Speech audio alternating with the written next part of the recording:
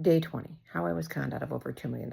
So, I want to give you a little backstory on why I was so close to this best friend and why I trusted her so much and just the type of person that I am.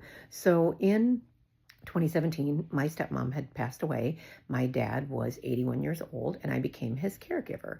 I traveled 26 miles round trip every night after work to, make sure to check on him, take care of him, things like that. If you saw the video that I had of the burning my childhood home down, that was the home he lived in. So it was a complete nightmare. My stepmom had been a hoarder, and she was from the Philippines. She was a hoarder. She was going to send things back. It was just a nightmare cleaning out that house, and not a place that I wanted him living. So in March of 2018, I moved him into a senior apartment that was only a few miles from me so that I could continue to go over there daily and take care of him. Well, his condition worsened. He started the signs of dementia, things like that. So in February of 2020, I had to move him into assisted living. And of course, COVID hit after that. So I was visiting him every night. And then in March of 2020, they shut down. Right. So I couldn't go in. All I could do was call him on the phone.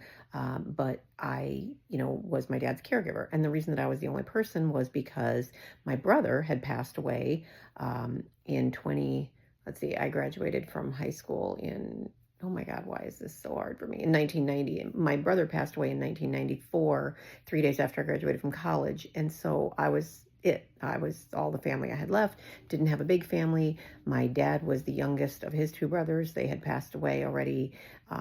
All the family on that side was gone. So really, I have a very small family. So the family that I do have, I hold very important.